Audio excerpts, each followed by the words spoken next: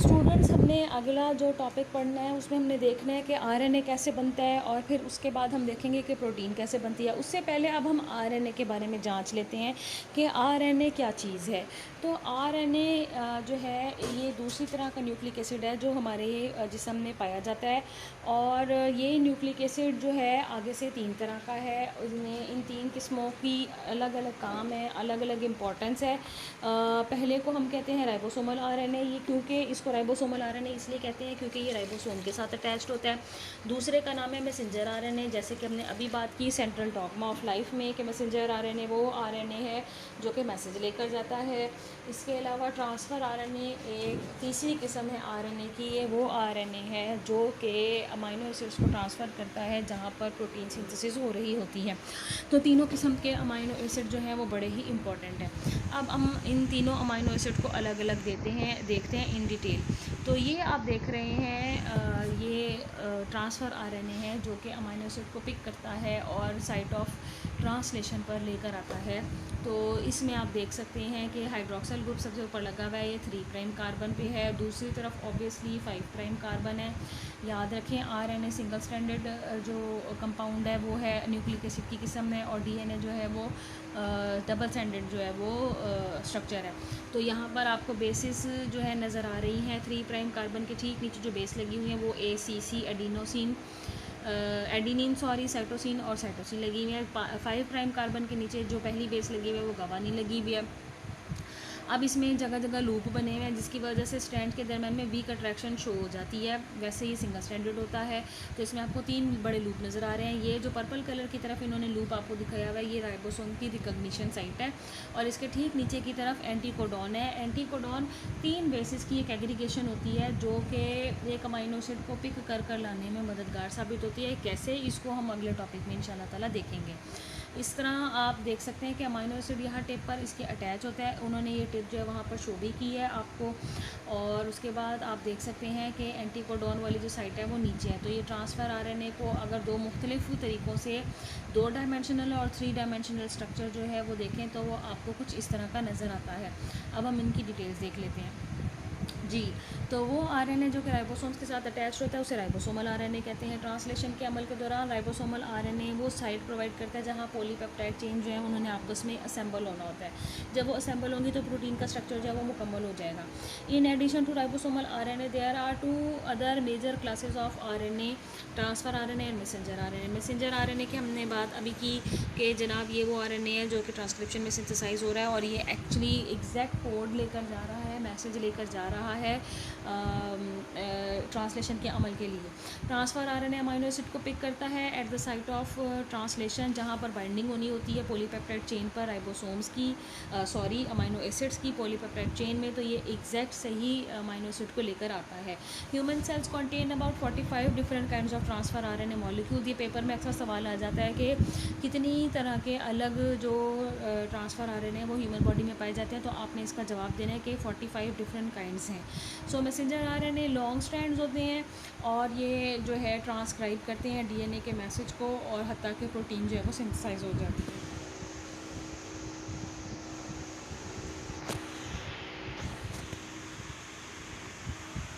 Students, हमारा अगला topic है ट्रांसक्रिप्शन। ये जो 3 टॉपिक आपने इस चैप्टर इसमें पढ़ने हैं, ट्रांसलेशन, ट्रांसक्रिप्शन और एप्लीकेशन, ये पहली बार में स्टूडेंट्स को समझ नहीं आते क्योंकि ये ट्रिकी से हैं। और अनफॉर्चुनेटली जब मैं आपको अपने लेक्चर्स के थ्रू ये टॉपिक्स पढ़ा रही हूँ तो आपके साथ ना तो मेरा डायरेक्ट आई कांटेक्ट है, ना मुझे पता चल रहा है कि आपको किस तरह से समझ आ रही है।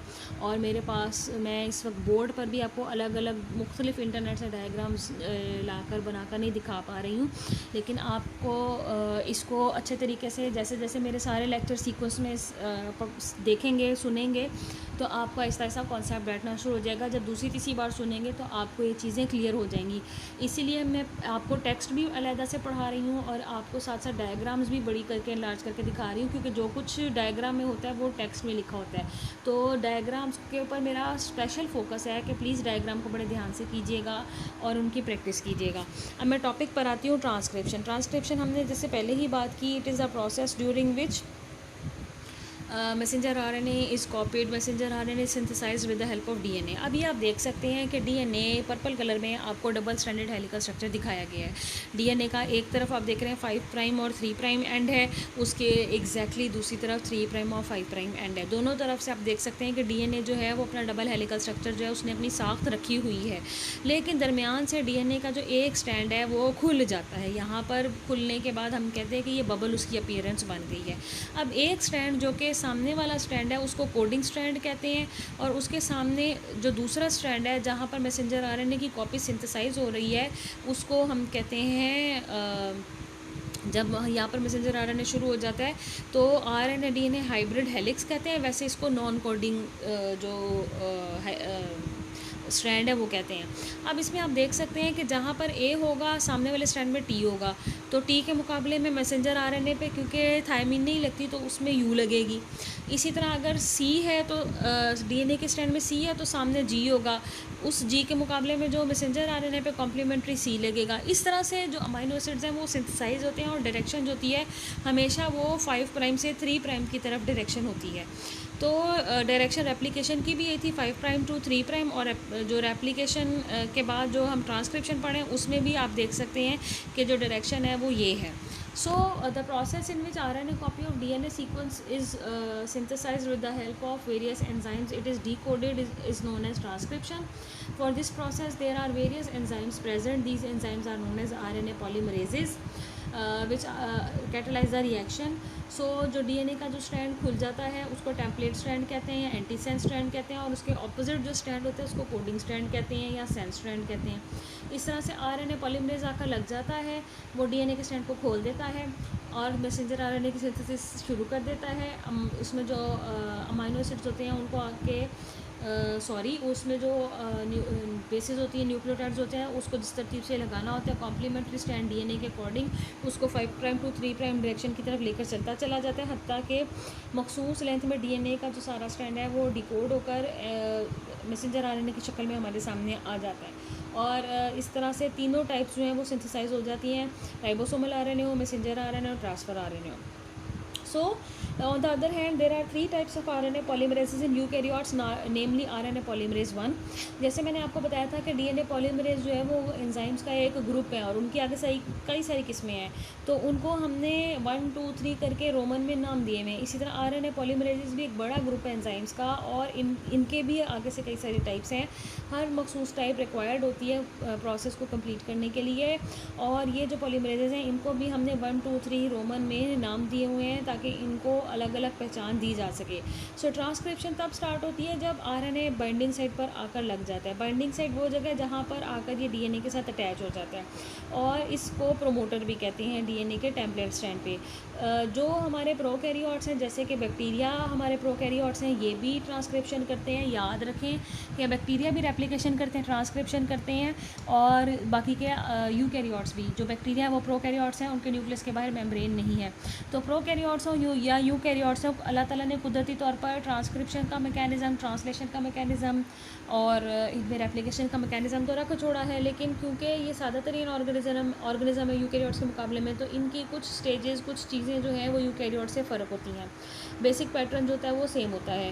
प्रोकैरियोट्स में प्रोमोटर जो साइट है वो 2 बाइंडिंग साइट्स होती है, और उस पर अगर आप एंडार्च करके देखें तो जो नाइट्रोजनस बेसिस जिस सीक्वेंस से लगी होती हैं वो है TTGACA, और ये बाइंडिंग साइट के मुकाबले में अगर हम देखें तो 35वें सीक्वेंस पे आकर ये लगी होती हैं। 35 नंबर ऑफ़ न्यूक्लियोटाइड्स वहाँ पर होते हैं। इसी तरह जो अगला सीक्वेंस है वो 10 सीक्वेंस -10 सीक्वेंस कहलाता है। यहाँ पर जो बिट्स पाई जाती हैं वो TA है, और ये हमारी इसके साथ हम माइनस इसलिए लगाते हैं क्योंकि हम 0 कंसीडर कर लेते हैं बाइंडिंग साइट के पास, और वहाँ से हम दोनों डायरेक्शन में देख लेते हैं कि जो हमारा ये सीक्वेंस आ रहे हैं TTGACA, TAT ये कितने अमाइनो एसिड छोड़ कर आया था।